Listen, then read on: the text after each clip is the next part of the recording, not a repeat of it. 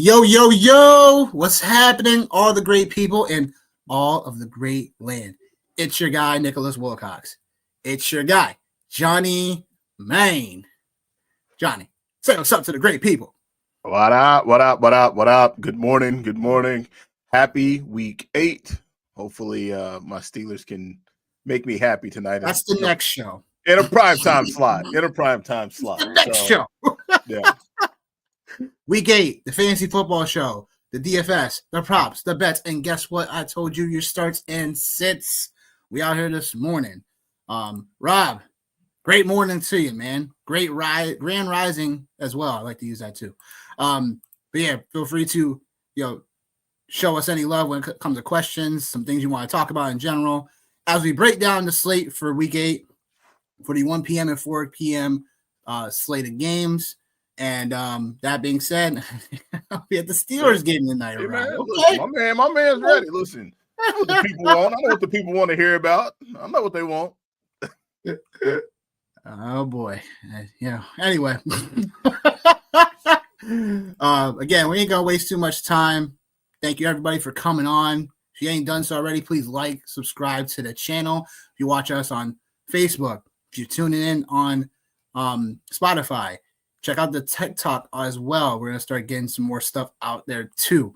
But obviously on X where you can find us both as well. So again, feel free to, drop any questions you guys got in the chat. We'll look to get to those in a according manner. Diego, we'll get to that question in one moment, my guy. Also feel free, if you have another question to drop that as well. The first game we're going to get to, the Bills going to Carolina. The Bills getting 7 points going on the road. With an over-under of 46.5. John, just correct me if sometimes these things are changing as we're going. If I somehow don't get to it, just nudge me. But I would say Buffalo, again, getting 7 on the road, going to Carolina. The over-under is 46.5. So before we break down that, Diego, he's got a question about Rome versus Breece Hall. So Rome Odunze versus Breece Hall. I honestly was going to tell you, as a non-biased Jets fan right now, you go Rome Odunze. That's my answer for you. Rome Odunze is going to get a nice matchup against the Ravens, and we'll talk about that more later. But that's where I kind of stand on that. Where do you stand on that, John? Just two guys I like a lot today, just in the DFS space for sure. I'm just going to go a little bit different, man. I'm going to go Breece Hall in this one, and I'll kind of break it down for you why. Just quickly, obviously, man. I just think the Cincinnati Bengals coming off of a big win. Obviously on Thursday night for sure, and I think these are just typical spots where teams. Yeah. These are. I wouldn't go that far, but they got to win. But these, for me, I think these are just a lot of situations. I think as fantasy managers, you just have to pay attention to as far as teams and what happened. And so coming off of a big win, sometimes there can be an emotional letdown. Going into a game like this. And plus the Jets are still trying to get on, man. They're still trying to get a win for the season. I think Justin Fields obviously knows what the drill is. Just lose all the games. I think everybody in a Jets uniform today will definitely be bringing it, man. This is a great problem to have though, Diego, for sure. But yeah, give me Breece today, man. Makes sense. I don't mind going either one of them. Yeah, that's a good problem to have, man. It's a good problem to have. Bills Panthers for this game. Bills coming off the bye, so they're going to be fresh going to Carolina. We talked about Carolina before, and I wanted to bring up their run defense, obviously, again. I don't think people understand how good they've been over the last several games. I'll give it to you like this. In the last 3 games, running back hasn't gone over 40 yards, let alone any more than that. The last 3 matchups, they shut down Breece Hall, obviously. 38 yards rushing. They shut down Javonte Williams, season low, 29 yards rushing. The week before that, Miami Achan, our boy on the channel, 16 yards rushing. So James Cook, I'm not an unders guy for props, but 72.5, unless the Buffalo Bills get out to a crazy lead and they just start rushing the football more and more, then obviously I could probably hit, but again, 72.5 rushing yards for James Cook over under. I would probably take the under on that at the moment.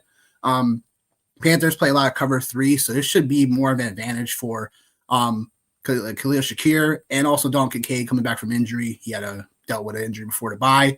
So I think both of those guys can definitely have their way in this matchup against Carolina. Carolina top 5 in pass rate over expected. So I do think in this matchup, like Buffalo's going to have to still throw short and intermediate times to Shakir, Dalton Kincaid. There's no Josh Palmer today. So maybe Elijah Moore gets a little bit more in the mix. Curtis Samuel maybe get a little bit gadget plays going on for Buffalo. In the Carolina side, you got Dalton, who should uplift this offense a little bit more. I know Bryce Young has been fine and solid. He gives you guys like rushing and whatnot. But I think Andy Dalton still has a nice like pocket presence for a veteran quarterback. We already saw with Joe Flacco and how that can kind of turn a team around in general. I do think the weapons in his offense when it comes to Coker, especially Xavier Legette, obviously Tedero McMillan, and again the 1-2 punch between Rico and Chuba Hubbard. Like I do think this offense still can get it together here in this matchup. I do think Buffalo takes care of business on the road. I think 7 for the way Carolina has been playing sounds gross, but I would say take the +7 of Carolina. They play great. They play a lot better at home than they've had on the season. And it usually comes in these spots where, they're playing a decent team. They're playing good at home. They just always show up for home games. So give me the +7 for Carolina, but give me the over because I do think Carolina can put up some points against Buffalo. I know Matt Milano will be back today for will be in this matchup for them. And I just think this game could definitely go a little bit more back and forth than what we expect. The only way I see Buffalo really shellacking them is if Andy Dalton's under constant pressure today. What are you saying, Johnny, to this? Yeah, so you talked about Carolina's run defense. I'm going to talk about the Bills' defense because you made like a lot of really good points for sure. Rico Dowdle so far, man, in the 3 games that he's had, 192 yards before contact and 276 yards after contact. And the Bills have allowed the 3rd most rushing yards after contact this season. So I think like that's a space that, Uncle Rico can definitely do some damage in for sure. So like, I don't mind him. I don't mind playing him today. I actually am playing him in one of my home leagues. I think obviously in DFS it's the same aspect. I think this is a day that, to your point, I think we're going to see a little bit more Josh Allen than probably what we'd expect. I'm glad you finally found some room in your heart for Carolina's run defense against running backs finally, man. So that makes me a little bit happy as you lead with that right there. That was one of the things, just talking about a little bit earlier on in the season. I thought it was something they were definitely underrated in, but welcome to the party, man. I appreciate it. DFS. I've been here. Hold on. The last 2 years, I've been in Carolina a little bit more than you have. So let's call this a loss. Okay? I don't know, man. I don't know. I've been stamping it. Man. I've been stamping it. It's all right. Man. It's cool. This guy, yo. Continue. What else you got to say? James Cook today on DraftKings, 21% owned. Not really getting to him. I'm not getting to him. Definitely not in that much in that space for sure. I am playing some Josh Allen today because I do feel good about that. I am playing some T-Mac because I also feel pretty solid about that. Trying to find a way to get Uncle Rico in is definitely has been a little bit of a challenge. I'm playing him a little bit more on FanDuel than on DraftKings today, but like almost nobody. He's coming in at 1% owned on DraftKings. So if I have a little bit of time after the show, like I'll probably throw in another lineup and just get him in there because I think there's a lot of really good pricing in that 6,000 range today for running backs. As far as the game goes today, I'm going to take the Bills straight up for sure. If I had to pick, I think I might go with the under in this space here because I just think this is a game that I shouldn't say both defense. One defense has been playing better than advertised, and the other one is one that I think just has more of a commercial name to it. So I think we feel like they're playing better. But the Bills off of a bye, this absolutely should be a spot where they crush. So give me the Bills today in that space. Yeah, okay. That's fair. I think we're in alignment with that. Yep, Diego saying he agreed with the Breece Hall bounce back spot. It makes sense. He's the only weapon there basically left on offense. There was kind of only 2 in the beginning anyway. So this should be a game where Breece Hall should get peppered throughout the receiving game, stuff like that. So I have no problem with either one of those guys when we talked about that. Jose is asking, do we think Drake London plays? I do think he plays. I didn't see anything that was leading up to him not playing now. Hip injury. It was a hip. And it's been kind of up in the air. I seen something this morning that said they're going to see how it goes once the game start, or when they get to the stadium and kind of walkthroughs and stuff like that right there. So it is something to pay attention to. If you do own Drake London, like obviously you want to get him out of your lineup. If you're looking at it from a DFS side of things, obviously I think Kyle Pitts gets a bump for sure. So does Darnell Mooney, Bijan Robinson, even more so. So I think it's definitely something to keep an eye on. But we shall see, man. Definitely. So if he does play, he's asking about Shakir or Terry McLaurin as wide receiver 2. I think for upside purposes, you got to go McLaurin. I know the Chiefs. Trent McDuffie is going to be like obviously shut down corner and stuff. But I do think that if you have McLaurin, I think you should be playing him in that matchup. Marcus Mariota is going to be needing all the help he can get in that matchup. So I think weaponry wise, I think you got to start him. I think Shakir just sometimes like unless Shakir has a blow up spot today, you always kind of play him as more of a wide receiver 3 flex play, then you kind of can slot him in more as a wide receiver 2. So McLaurin's healthy, go McLaurin for sure. What are you saying, Johnny?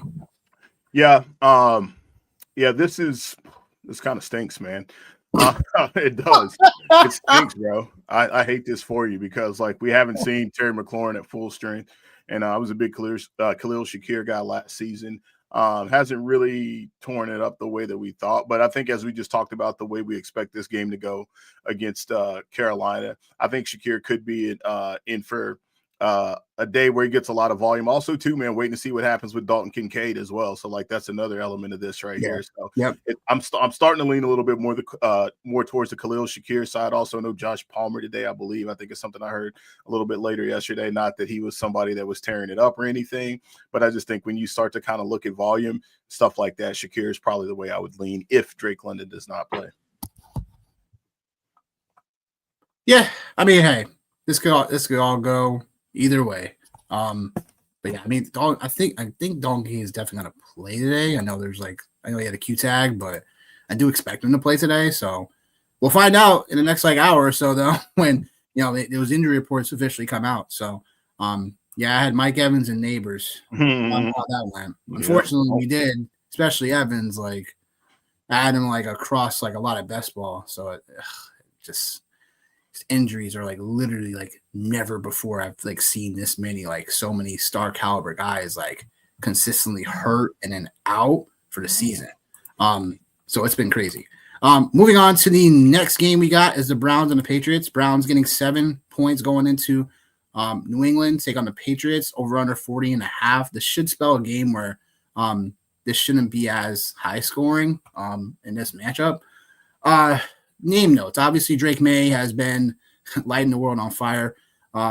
He has a league-leading 75% of his passes completed. 1,700 passing yards, and then 12 touchdowns and 2 interceptions on the year with a passer rating of 116. Look, Drake May has been lighting up the world, and it's just one of those things where the Browns have been really good against the run, so I do expect the Patriots to eventually start, airing the ball out a little bit more. In this matchup, I think when we're looking at it, we obviously know the Browns play a ton of man coverage, which leads to Mays leading the league right now in fantasy points per dropback against man coverage. So that's also going to lead to Diggs, Henry, obviously tight end day. So would be surprised if Henry scored a touchdown here. No, because he's on my bench. But Diggs, I think, is definitely a spot where he gets a boost against man coverage on his target rate. So I do expect Diggs to have a little bit of a better showing because he's been here and in there. So I do expect Diggs and Henry, if they're going to be throwing the ball a ton, to overall get it done through the air. Stevenson, Henderson, obviously, is just one of those situations where this is not a great matchup. So I'm just not really feeling that. For the Brown side of things, we got to make sure David Njoku's playing today if he is or he isn't. The Dylan Gabriel, we know he's going to be safe with the football and stuff like that. So it's just going to be a game where it should be a little bit more slow-paced.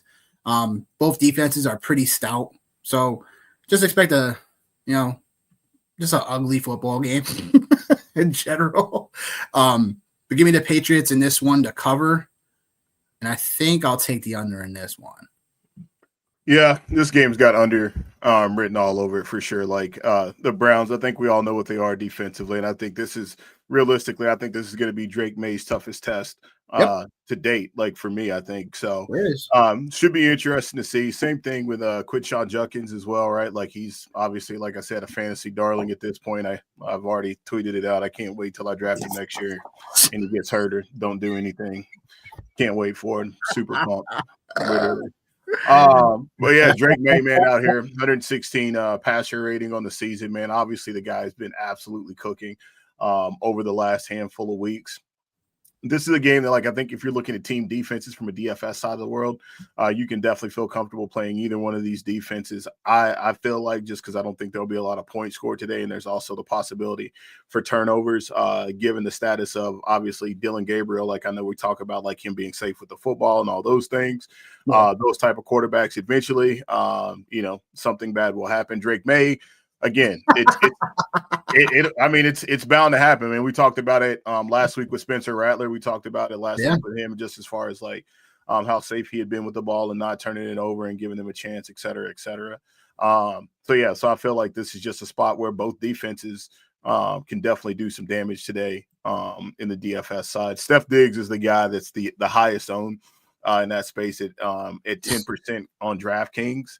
I don't mind playing him today. I'm okay with it. It's not something that I'm like over the moon about, but you can definitely get to him at 5,800, and that's obviously not a bad price tag as well.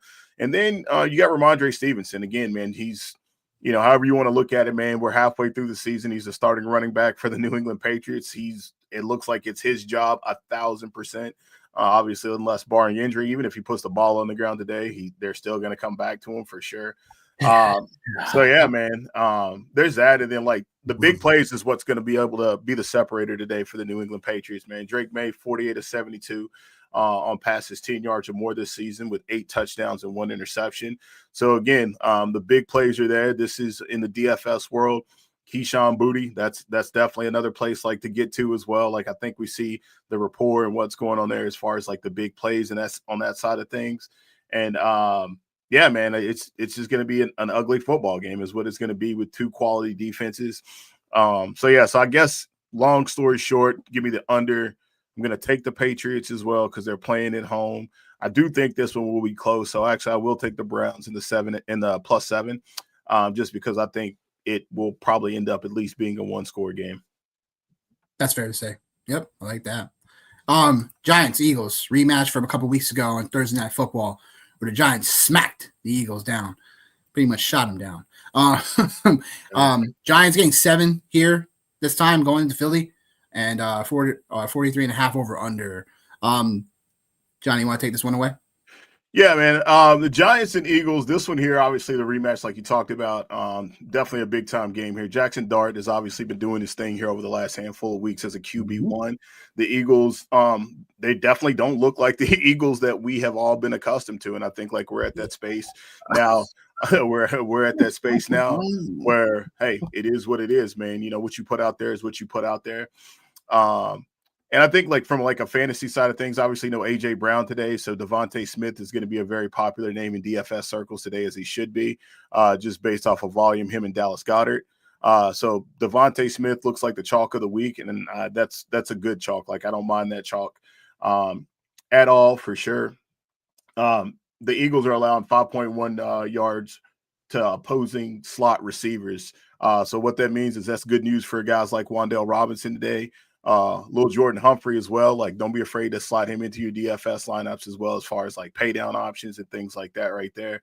And then Ram Cam still out here doing his thing. So for me today, man, like this is definitely a tougher one. The Giants defense on most sites is one of the least expensive defenses to play. So I actually am playing a little bit of them, but the Eagles are obviously the offense that are the players that everyone is taking in this game. Like I mentioned, Devontae Smith on DraftKings, 30% at 5,900. Dallas Goedert, who's been having a surprise bounce back season, could be also some good chalk at tight end. And then Saquon Barkley, man, like we keep waiting on it. I'm playing him a little bit, not a lot, just to see like is today the day that maybe he just bounces back. I don't know, man. I don't know against this defense because they've done a really good job just overall. And then again, Saquon, it looks like the burst just isn't there. So for me, I'm obviously gonna take the Eagles straight up.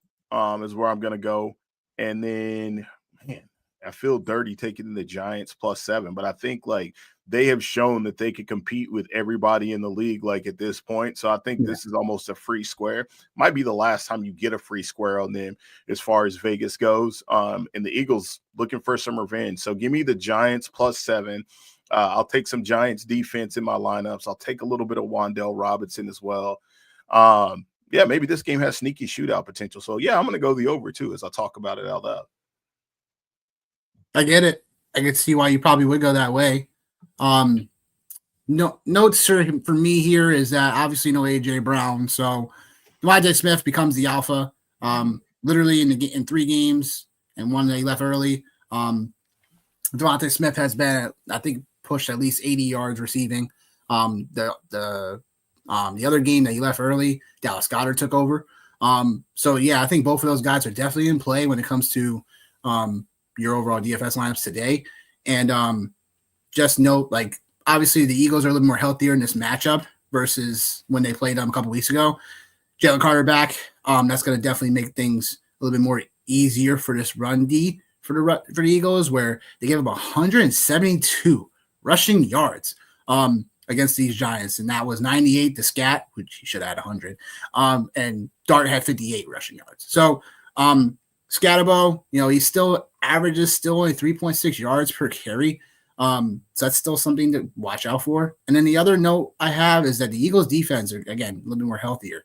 Quentin Mitchell, if you don't remember, he left that game early against the Giants in that one. And when he left, it was bad because they let over 100 yards receiving between Kelly Ringo and who's the other corner? Cooper DeJean? Yeah, no. He plays a slot. Adoree Jackson. They let over 100 yards receiving between them. Combined. So what I'll say is this. I think the Eagles are going to have I know there's no AJ Brown today, but I still feel like the Eagles are going to get this done and cover. Remember, this is a rivalry game. And there's also still talk about this. The Eagles their fans are always going to hear it. You're always going to hear it from them in terms of like, well, what the heck is going on? Especially how we got blasted by the Giants instead of the third, whatever, and they're down the road and this. They're going to hear it all the time from the media. I do think Jalen Hurts is still going to be very capable of getting this done. I think Saquon Barkley obviously is like, I wouldn't say the juice isn't there for him, but it's something that again like touches. He was a touches leader last year. Makes sense that right now he's not like officially being the best, but I also say the offensive line has been a little bit more banged up than they have in years past. So give me the Giants here to cover the 7. I like the over because I do think this could be, like you were saying, like this could be a potential one possession game. But I do think the Eagles are a bit more healthier on the defensive side. It's going to help things. It's going to help them both balance everything out. So give me the Eagles here to cover the 7, and then give me the over. Thoughts on Saquon this week? My thoughts on him is that I know the Giants play better against zone concepts for running backs. So this could be still a spot where Barkley may not be like Barkley of old. But I do think he's someone that, I don't know what his price tag is on DraftKings before I checked. But I do think he's still 76. Yeah, it's still pretty high. If Barkley was probably like, I thought we'd be getting a discount on him today. But I do think that because Barkley also, like, from a DFS side of things, like he doesn't catch a ton of passes. It's not like he's Christian McCaffrey. Like he can catch passes, but they just don't utilize him and deploy him that way in Philly. So it would just be basically him getting there via the run for the most part, and then stealing a touchdown instead of Jalen Hurts. So DraftKings or obviously the price tag is a bit too high there. I still think you have a decent game today though. So I was obviously, if you have him in your season longs, you're obviously starting him. If someone's going to give you a decent offer for Barkley, like I would say probably stand pat, only because unless they give you a decent offer, the Eagles, are on bye next week. So I do think this is something where if someone's going to give you a decent offer for Barkley, like explore it, see it, but I would still try to stand pat on a guy you most likely drafted fifth overall or better from draft season. So, what are your thoughts on Barkley today? He kept popping for me like on DraftKings and on FanDuel. Wow. And yeah, he kept popping. He kept popping up for me. Give me the sign. Well, no, I found some ways, tried to just find some ways to get away from him, because one of the things, like one of my takes like for this week is I'm just looking at things like a little bit differently, just as far as like I don't want to say I'm not paying attention to the price, but I'm just really kind of focused in on like the matchup itself. And I think like when you look up at the top, like the matchups up top for JT and Bijan, like those are pretty mint matchups. I think we know CMC is going to get a ton of volume, so like that's what's keeping him safe. But then like as you move down the guys like J.K. Dobbins, like specifically, who's like, I'm like, how are we not getting here to him in that space? And then obviously Rashad White is another guy that obviously pops just for his price tag. So I'm just looking at it like through that lens, as far as like, all right, like what are some other players that I can get to around that same price range, or maybe not the same price range, but has more upside and the price tag isn't as high. So like I'm playing Saquon in some spaces. But like he's not somebody that like I'm overly adamant about getting to today. Yeah, that makes sense. Makes a ton of sense. Jets getting 6 on a row. Wait, are the Jets at home? The Jets are not. They're not at home. They are at Cincinnati today. Okay, good. All right. But for some reason I was like, are they home? I don't know. Anyhow, Jets getting 6 points going to Cincinnati, over under 44.5. 0-7, the Jets. Yeah, all these injuries, stuff like that. Like, I can give Aaron Glenn a little bit of a pass in a way, but it's also like this defense, man, it's just taking too long to adjust to things. And now, you get, some amazing studs at receiver coming in, and there's no Sauce Gardner today. So Jets right now, they're bottom 4 in EPA per dropback allowed. And that just means that Brandon Stevens playing corner, he's having a solid season, but now you got to go against one-on-one against one of the best receivers in all the game, that's Jamar Chase. Literally coming off 23 targets when we saw him last on Thursday Night Football against the Steelers.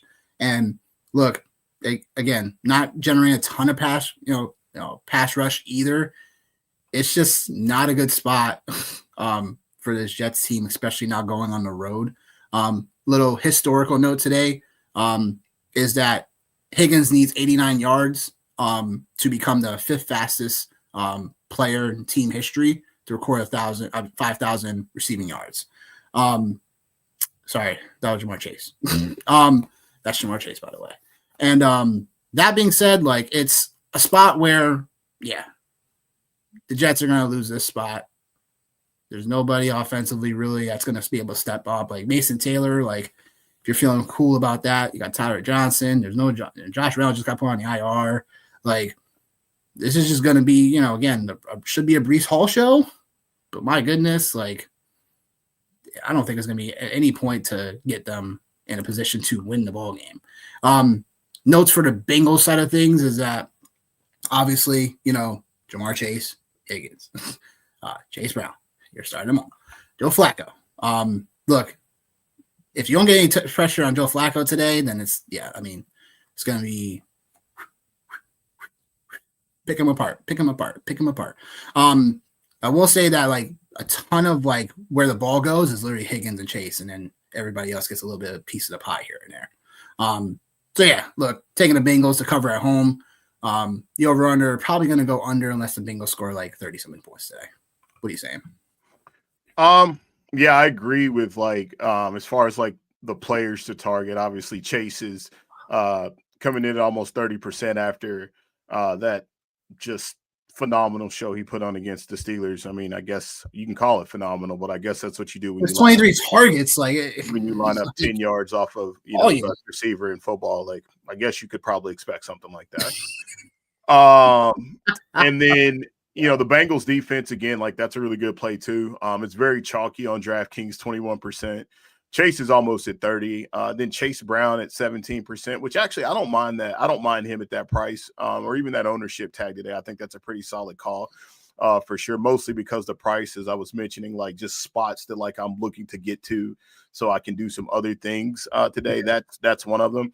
And then T. Higgins at 11%, followed by Joe Flacco at 8. Now I know obviously you're a Jets fan. So I know obviously you're a Jets fan. So like I can understand why you'd be as frustrated as you are. Makes perfect sense. But the Bengals so far this year have allowed the second most yards and the most touchdowns on passes under 10 yards. Who's so what? Yeah, I know. Listen, hey man, I know. I listen. I know. I get it. There's nobody out there today to catch passes, but you know, if there's a place and there's a time, like today's the time, today's the place, and if we're talking about Breece Hall and him, you know, getting the work and all those things, one would think that he fits into that category as far as being able to catch passes under 10 yards. So I think there's that. Another reason why leaning towards Breece Hall today, the Bengals have allowed 1.4 yards before contact on design runs in the NFL. That is the third highest in the league. So again, more reason why to be looking towards Breece Hall in that space. So I think like for me overall, man, I'm cool with playing a little bit of Breece Hall today. Actually, I am playing a lot of Breece Hall today. I'm playing a little bit of Justin Fields today because he's not owned, and I know it has been an absolute nightmare and a disaster for him so far this season. But like with a lot of the other quarterbacks that are on the on this slate, mobility is kind of questionable. You can move down the slate to get the guys like Snoop Hundley and other things like that right there. But for me, I'm just going to take the chance and play a little bit of Justin Fields today. There are some spaces where I have stacked up Flacco and T. Higgins and Chase. Like I don't mind this spot at all today from like a DFS space. I think like it's a pretty solid spot. A revenge game for Joe Flacco as well, ex-Jet, although he's played for like 11 teams, so pretty much half the league is a revenge game for him. But I'm going to take the Bengals to win this game because I find it really difficult not to take them, but I would not be shocked if the Jets found a way today to be able to hang in this game. Probably still going to lose it. Don't get it twisted. They're probably still going to lose it, but I feel like they should still be able to hang around this game today, because if there was ever a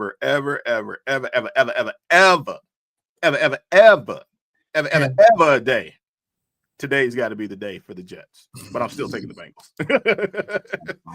That's all good. To the game that is on the cover, right? Oh, okay. Cover, right? Okay. Hold on. Okay. Wow. Oh, okay. Wow. Okay. That's what we're doing today. Okay. Wow. He started today. Wow. You started there, right? Yeah, I listen, I know that, but like this is not what I was expecting from you today. I know not what I was expecting. Not what I was expecting. Halloween, you know what I'm saying? Wow. Like, wow. Boy. Kirko. But yeah, Kirk Cousins starting today for the Atlanta Falcons. Dolphins getting 7 on the road going to Atlanta. Over under 44.5. I think in this game, who we got to talk about? Wow. Ron Achan, obviously. Ron Achan still averaging over 5 yards per carry after everyone calls him small and this and da. Like, okay, whatever. Yeah. Top 3 in explosive run rate. Like, Ron Achan. And he still gets utilized as like basically a receiver. So look, love Achan. Yeah, no, I hope you enjoyed that, Diego. That being said, like, look, I think the Dolphins, though, like, I mean, there's room for Waddle today, but AJ Terrell is a tough spot. Could probably follow him all over formation today.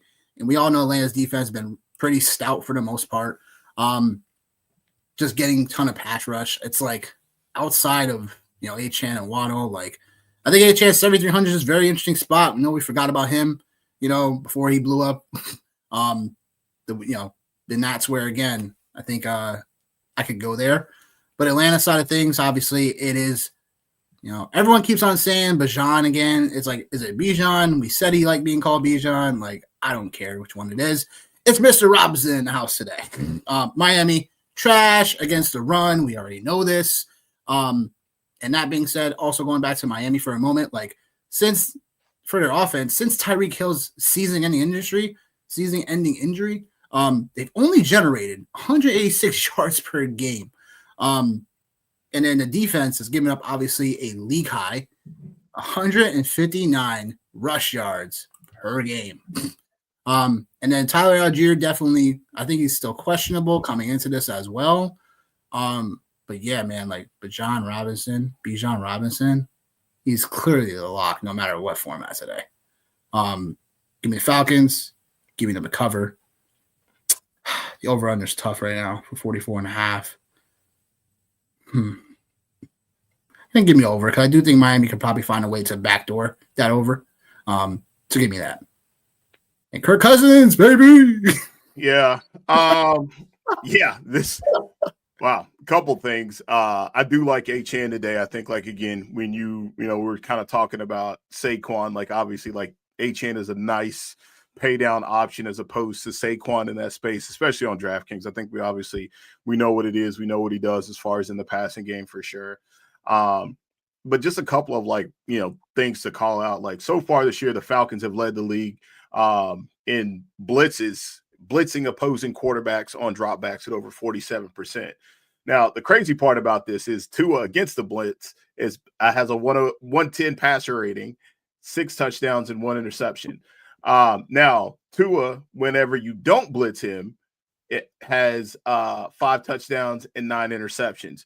So yeah. I think today we see the Falcons defense obviously not come after him. I think we see them hang back in the cut. And obviously, man, those pass rushers should be able to get the job done today against the Miami Dolphins for sure. Bijan, I mean, like I said, his mama called him Clarence. I'm gonna call him Clarence. That's what it is. Today is an absolute lock for him. Obviously, I think, the only thing that wouldn't make it there would be some kind of random injury. And, as far as your boy Achane goes so far this year, it's Achane, McCaffrey, and Bijan are the only 3 players in the league that have 400 rushing yards and 200 plus receiving yards. So he's definitely operating in that space for sure. But this one is definitely going to be tough sledding because I've said it before, man. Like, the Falcons at home, man, that's a different animal for sure. So obviously, like, for me, I'm going to take the Falcons and I'm actually going to take the points with the Falcons, man, because I think one of the other underrated aspects of all this is going to be seeing Kirk Cousins now 2 years after the surgery. So, like, I feel like we might get a better version of him today. And obviously he's super cheap on DraftKings, 4,000 on DraftKings. So, like, that's a really good place to get to for sure. And then Kyle Pitts, like 3,900 on DraftKings. That's a really good place to be at as well. I love the Falcons in this spot here for sure. You saying a home spot for Atlanta with a bring back agent? I wouldn't be opposed to it. I might even actually have one. I got I think I got 40 lineups on DraftKings, and I normally max on FanDuel. Yeah. So I'm pretty sure I'll probably have something in that space because I know I have some Kirk Cousins there. So I'm cool with that, man. So give me the Falcons today, for sure, and I'll take them with the points. And yeah, they're gonna swag surf, bro. You know what it is.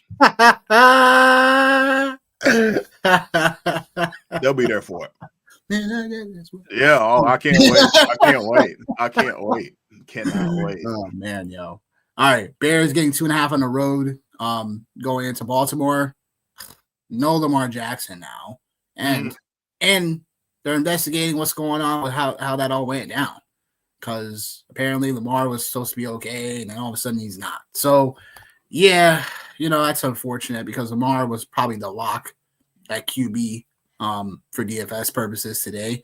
And, if you had him a season long, you clearly were expecting him to play. So now, unfortunately, he's not.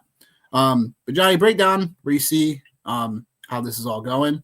Obviously, Derrick Henry, 6K. You've been talking about that since Tuesday for your lineups. Is he still like the absolute lock for you still at running back this week? Or He would have been the absolute lock for me if Lamar would have played Right. for sure. One of the things like I was doing a little bit this week before, the week got absolutely psychotic was just going back and just looking at Derrick Henry's second half of the year stats and just seeing like what he had been doing like in the second half of game this season. And like so far, like this year, all the numbers are surprisingly they're down for him as far as like yards per contact and things like that, or rushing yards average in the second half of games, et cetera. And some of that has had to do with game script, obviously.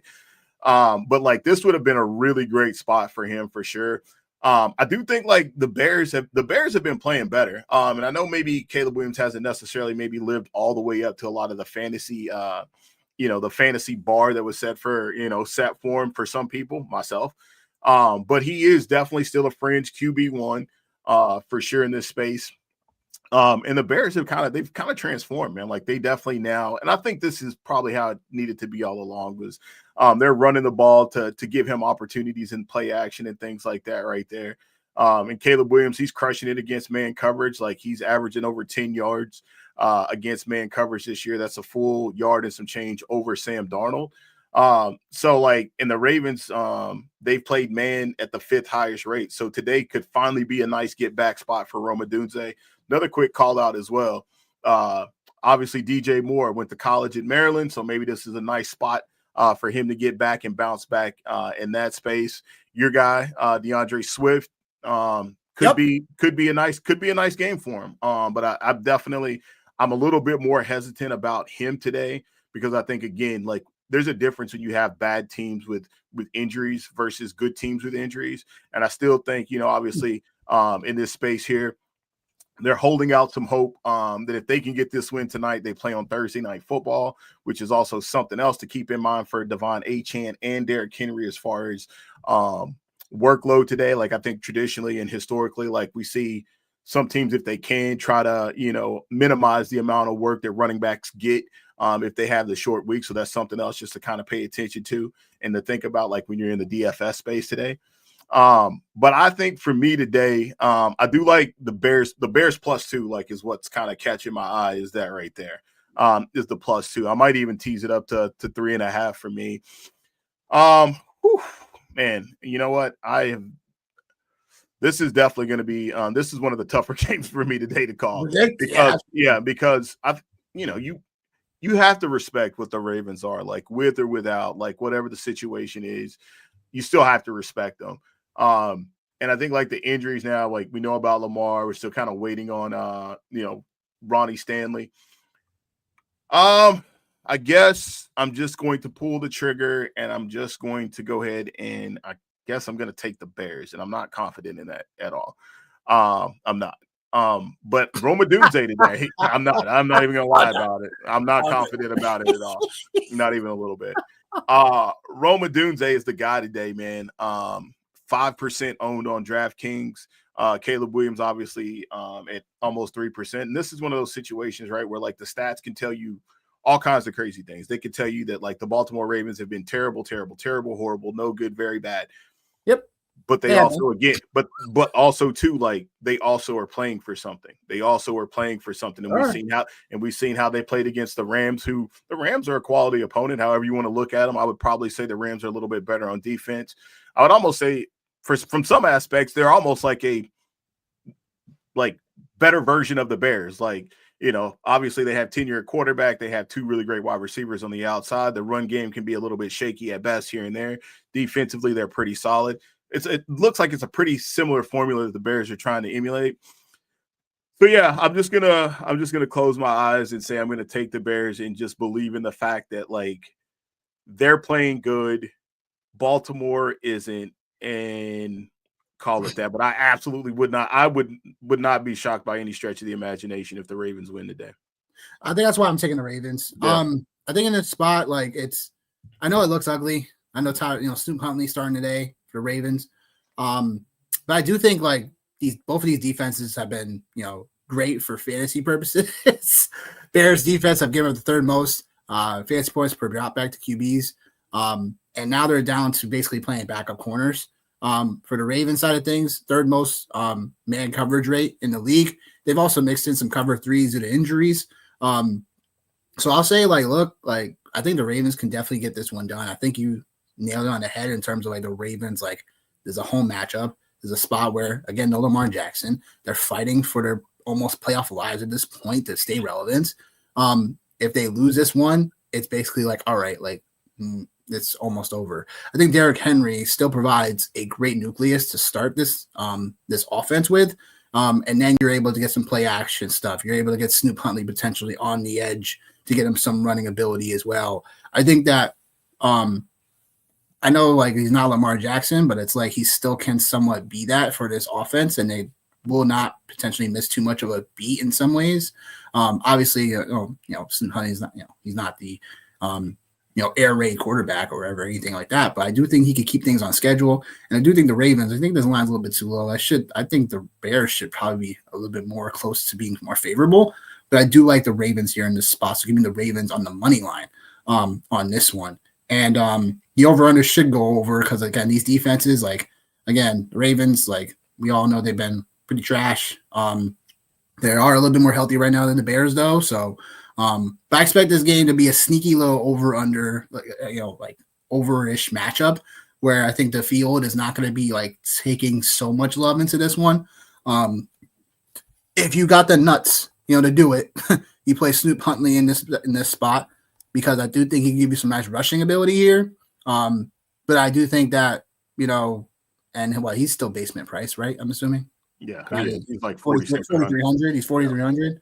Like, no, I mean, in a perspective of being GPP like minded today, like Huntley at 4,300 is like, his rushing ability and stuff like that too. Like, it could happen. But yeah, give me the Ravens here. Give me the over. Niners, Texans. Talk about familiarity. D'Amico Ryans, playing against Robert Saleh today. Obviously, Kyle Shanahan. Obviously, all these guys know each other. So this should be a spot where there's injuries, obviously, here. No Nico today.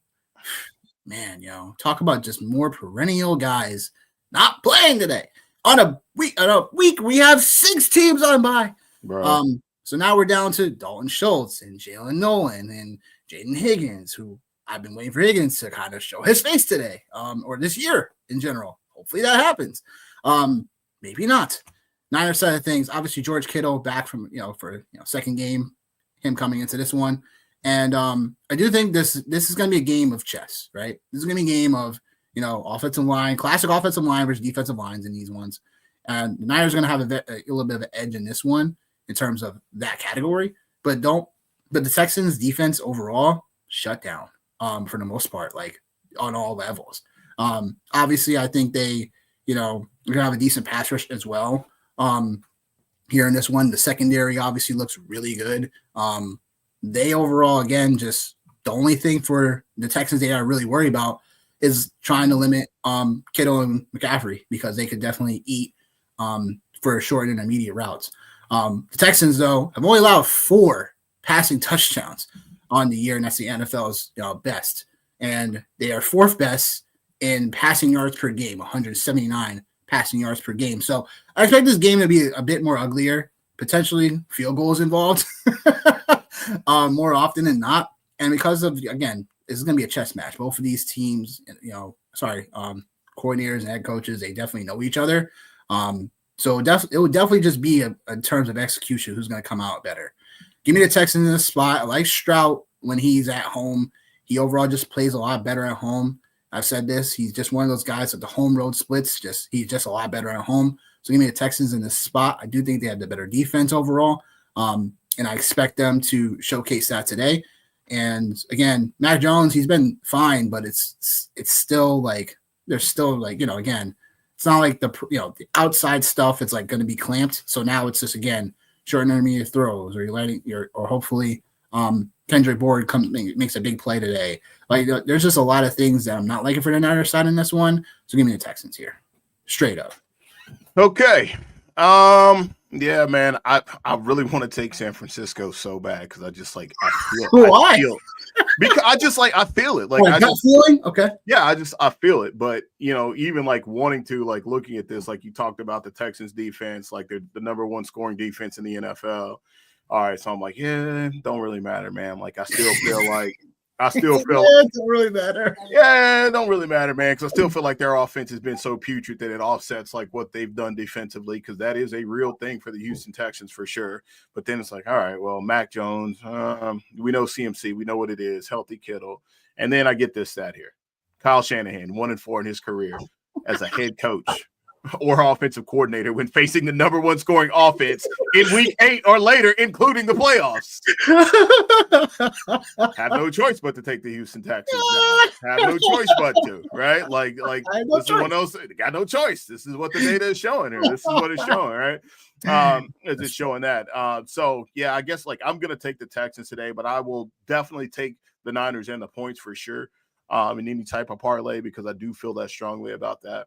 The other thing too is just Christian McCaffrey, man. Like, yeah. Like, and I think that's the thing that, like, in my head, I'm like, this could be a spot where like he could kind of like, get back up into the. It's not that he's been in the bad graces of fantasy managers. Here we go. Can't wait for this one. This one better be earth-shattering. Talk about news. Well, it's better be good. Drake London out today. Okay, that constitutes breaking news. I will give you a gold star on that one. That constitutes breaking news. That constitutes breaking news. All right. I'll give you that one. That's breaking news. Yeah. All right. Glad we got the Johnny Marable approval on that one. I mean, listen, it ain't my fault, man. Breaking news. Rams are up $35. But yeah, I guess I need to point this out now, I guess, because I had Darnell Mooney over 3.5 catches. So hopefully someone can get out there and get that real quick. Obviously, Darnell Mooney is someone that will be a beneficiary when it comes to moving the football. So I'm seeing stuff still you could potentially get. I got that more on FanDuel than I did DraftKings, because DraftKings was, they knew it was up, unfortunately. So I think that probably goes out to at least like, I think if Darnell Mooney goes up to another catch or two, like for 5.5, I probably may still want to take it, but I just want to put that out there that I did put 3.5 for Mooney already. Because even without Drake London, he was still even with Drake London, he was still getting some usage in this offense in general. But yeah, so we both want, so we're both taking the Texans here, and you like the Niners to tease up to 3.5. Right? Yeah, that's what I got to go with. For sure. And quick last piece here. Schultz is actually one of the more chalkier tight ends today. He is 22 and some change for ownership. Then followed by CMC at almost 16, and George Kittle under 10%. Which I think this spot has George Kittle written all over it. Other than the fact that it's National Tight End Day, this is a spot where they're going to need their best players today. And he is at it, I think, coming off of a 0 catch, 0 yard performance. I think this is it's got George Kittle written all over today. Yep, sure does.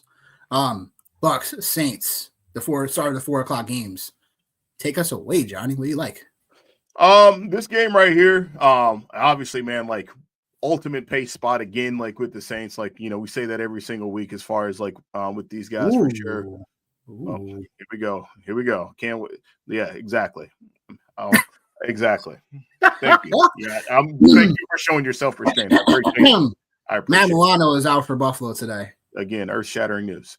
It is. He's the heart blood of their run defense. The heart blood of the defense. You heard it here first. The heart blood. There you go. Bret Hart. Making some of my best ones on the fly. Owen Hart, Bret Hart, or Gangrel? What, the heart of what blood? We'll see. David Njoku active today. All right, that's all right. David Njoku's active today. Yeah, man. Yeah, Buck Saints. We also have a kicker we could use too, man. I'm just start interrupting you, man. So you can take your train of thought, man. Yeah, so Baker Mayfield, man, today in this spot, like obviously a really good spot, for him against the Saints defense here. Playing inside the dome, man. Saints, again, they've been very, very, what's the word I'm looking for? They've been nuisances to people, to each team that they've played this year for sure. Rashad White, again, man, he's a guy that keeps popping up as far as like lineups and things like that. There's a lot of players. Spencer Rattler keeps popping, which I think obviously we know the reason why is because there's going to be points scored in this game. And if that's the case, then maybe Spencer Rattler is able to get 2 or 3 touchdowns and maybe able to hit, for 250 or something like that, obviously able to pay off his price. So I think like it's definitely a good spot to be in for sure from a DFS side of things. And the pass catchers for the Bucs are very, very inexpensive overall. I think this is a really great K-Dot and spot. We've seen it last year whenever K-Dot started to get a little bit more run after some of the injuries started to happen.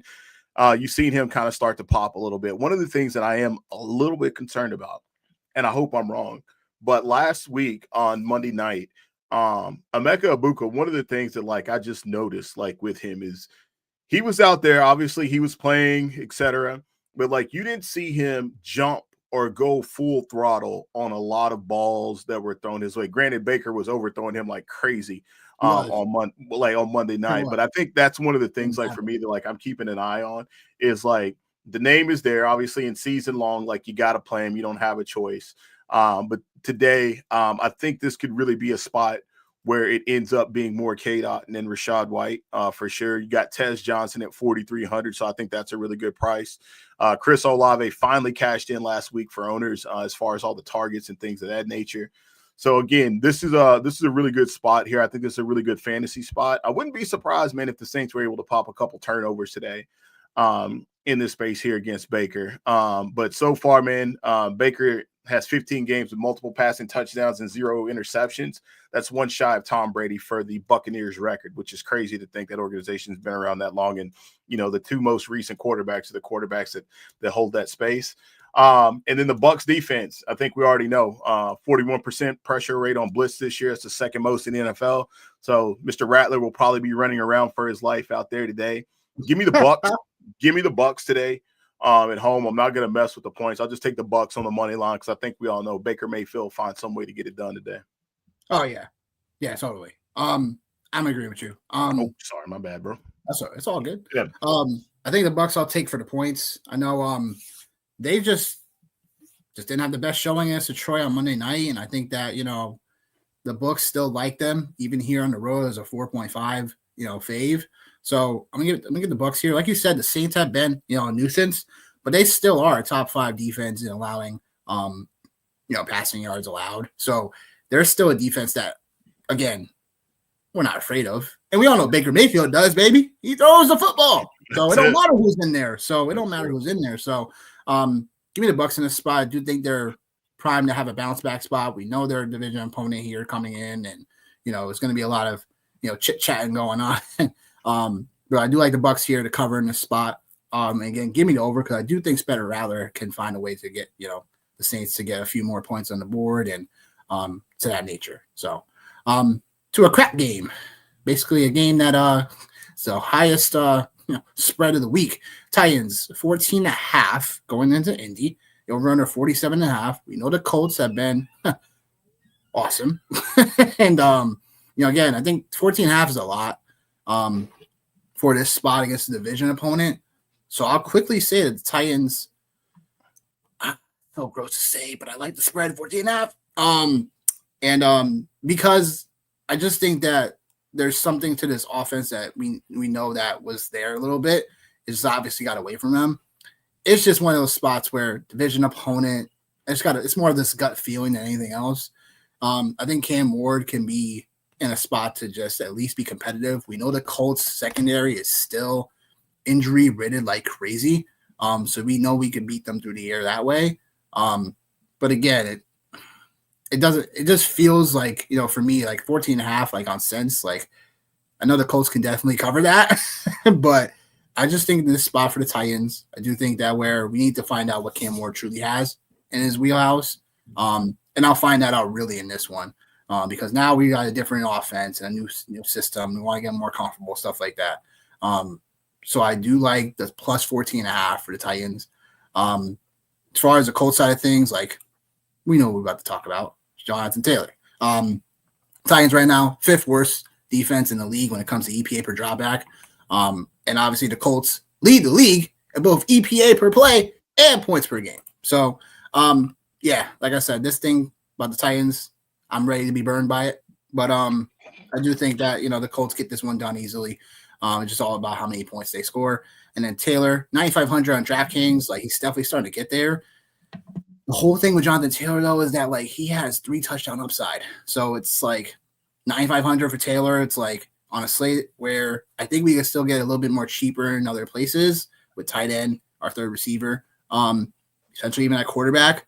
I do think you could jam him in to lineups today because, again, I don't think Jeffrey Simmons is even playing today for this Titans defensive line. I got to double check that. But Johnny, am I in agreement? He's am I out. crazy for the 14.5? Yeah, he's out. So crazy about the 14.5. Got it. Yep, you are. Yep, you are. You're crazy. Yep, you're definitely crazy. I know. Yep, that's okay. That's all right, man. That's all right. Because I mean, one of the things that you'd mentioned, and I won't keep data dumping for sure, but just just in a box, Cam Ward is not very good against pressure, and the Colts since week 4 or week 3, they've got the 4th highest pressure rate in the NFL. So it is a disaster waiting to happen for Cam Ward in this space. So I think that just kind of sums it up very briefly about the 14-point spread. I think we obviously know about Jonathan Taylor and what it is that he's done all season long. The Titans have not been stellar against the run. So again, another disaster waiting to happen for sure. Vanilla Vic still, baby. Still living his best life out here, man. Still living his best life out here. And then if they do have to, because Tyler Warren, I'm pretty sure a lot of people are kind of getting to him at 12%. So I just don't have a ton of him today, which makes me a little bit nervous because I think we know what he can do for sure. But through 7 weeks, Tyler Warren and Daniel Jones have 439 yards combined, obviously 33 of 45. That's third most in the league amongst any receiver and quarterback duo. So he's already one of the best pass catchers in the league. So makes me a little bit nervous not to get to that as much as I probably should, I think maybe with Drake London being out, once the show's over with, I can maybe go back and maybe just try to throw some Tyler Warren into some of those spots. I know obviously there's no correlation there, but still just to get there, I think is something I'm going to be thinking about. So so give me the Colts. I ain't messing with the 14.5. I'll let you can have that. But I'll just take the Colts. I'll just take the Colts. And this one, I think, can get there on the over. And I think it can probably get there with the Colts scoring at least 30 points or more for sure today. Yeah. Moving on to the sizzling matchup of the week from over-under perspective. Cowboys getting 3.5 on the road going to Mile High to take on the Denver Broncos. Over-under 50.5. Yeah, this is going to be a big game, I think, in terms of, obviously a hot offense in Dallas coming into a game where it's Denver, where in the last time we saw Denver, they were in a fist fight with the Giants to the end. That about a lot of teams with the Giants. I know. Yeah. That's true.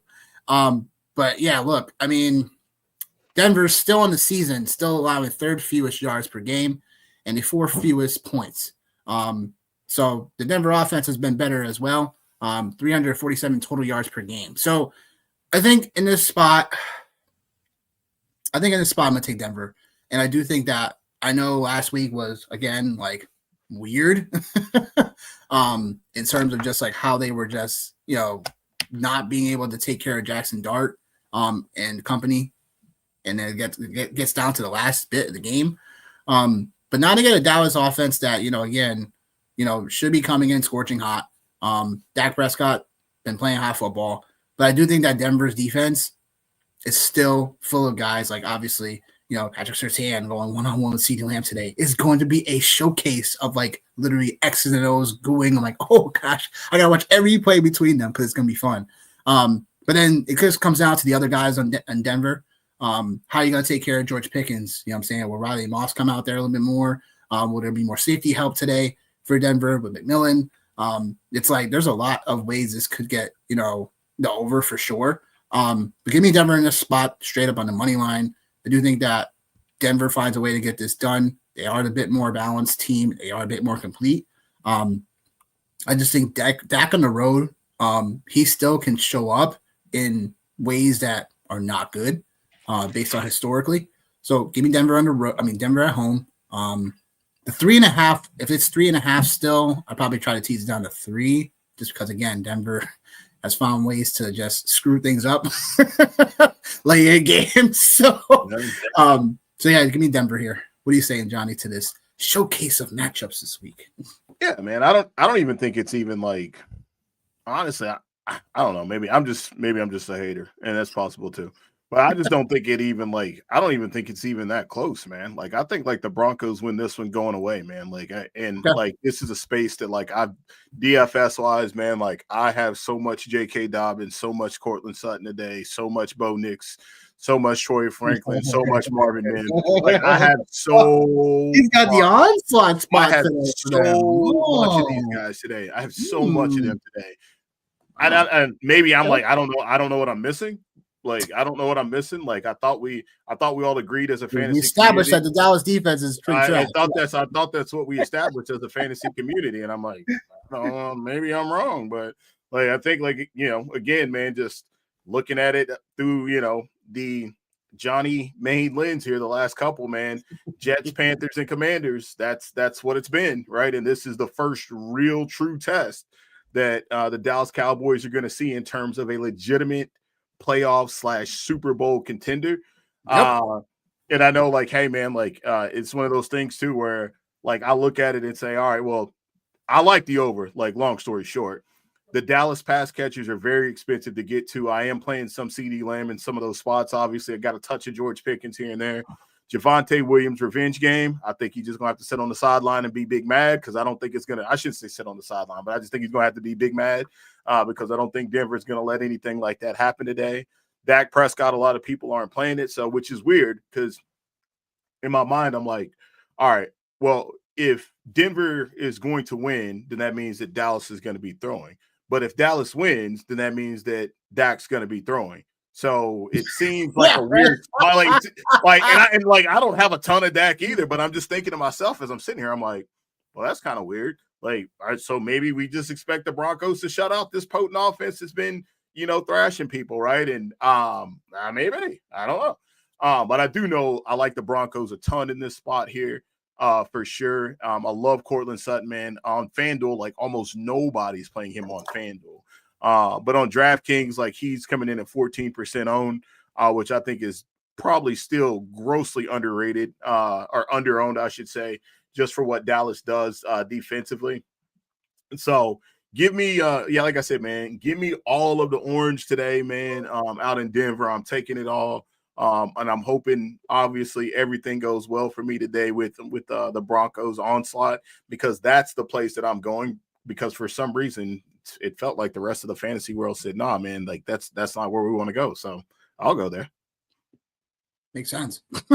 I'll go there. Yeah, that makes a ton of sense for sure. I don't know why. Yeah, I'm surprised. Like projection wise, like for ownership is a little bit, wonky for Denver.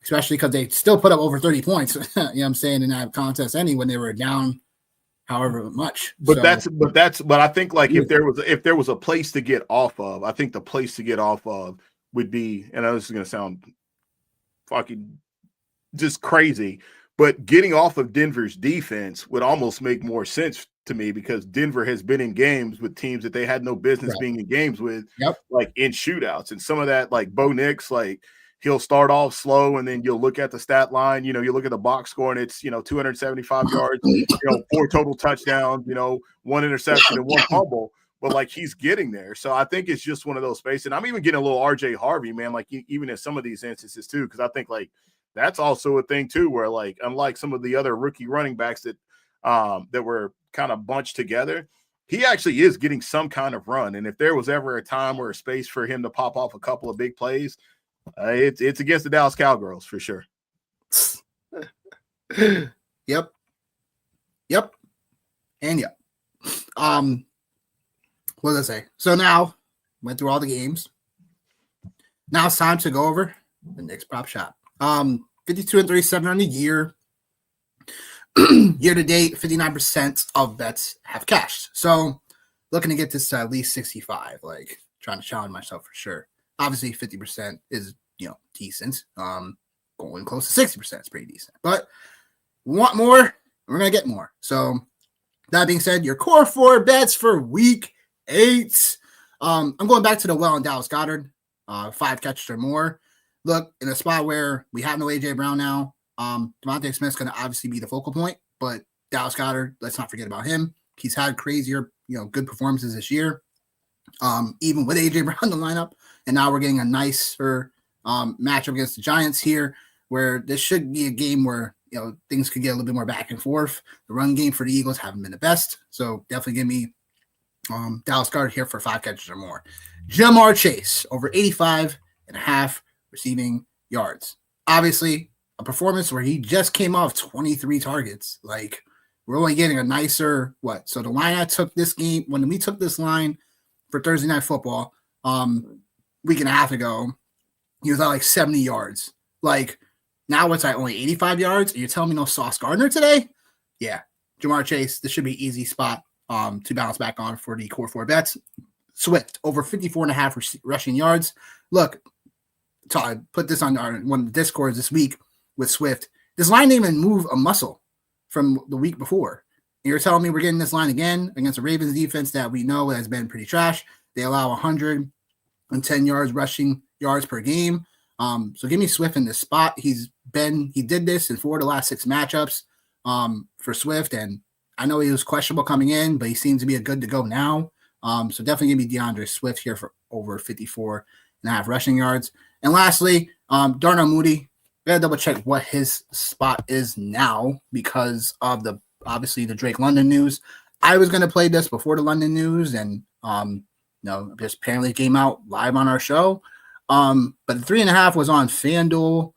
The receptions is now plus money on DraftKings for 5, and I'll take that. That's pretty easy. Miami's offense, we all know they've been getting gashed by the run. But again, with Kirk Cousins under helm, he should have more of a clean game to get Darnell Mooney the football, Pitts the football, and obviously Bijan Robinson out the backfield too without Drake London today. So 3.5, if you were still able to get that, congratulations. But I'd still take the 5 or more catches. And if you're getting that plus money, even better. T. Higgins, talking about now the other plays and bets today. T. Higgins over 55.5 receiving yards. So going back to my note, Higgins does in fact need 89 yards receiving to become the fourth fastest receiver in Cincinnati Bengals history to have 5,000 receiving yards. So this is a spot where I do think that Cincinnati, I think with Flacco under center, I keep on throwing. I doubt they're going to be rushing the football a ton. And obviously, we said it earlier, Higgins and Chase are the focal points of getting the football through the air for the Bengals. So give me T. Higgins as well in this spot, along with Jamar. Woody Marks over 17.5 receiving yards. He did this for us on Monday night, baby. And I think that in the spot where I do think San Francisco and Houston are going to go a little bit more back and forth. Might be a little bit more slower paced game, but obviously no Nico Collins in this spot. So, again, him getting this low of a line is a little bit, travesty to me. I think this should get a little bit more to like the 22, 23 receiving yards. But Woody Marks is the guy that they do use outside of Nick Chubb. So he is more of the scat back, the receiving back in this offense. So give me Woody Marks in this one for this line. Zay Flowers, over 45.5 receiving yards. John's favorite person. Zay Flowers, he's only not hit this line once this season. And obviously now with Snoop Hundley in the lineup, I expect the Ravens offense to still be run first, but also find ways to, attack the short and intermediate routes for the Bears. We talked about it earlier. The Bears corners are already down to like literally their 3rd and 4th corners for this upcoming matchup. So I do like Zay Flowers. His line's a little too low, especially come off the bye. Roma Dunze, over 55.5 receiving yards. Same here. In a spot where, again, both of these defenses allow a ton of yardage. Overall, we're expecting Caleb Williams to step up.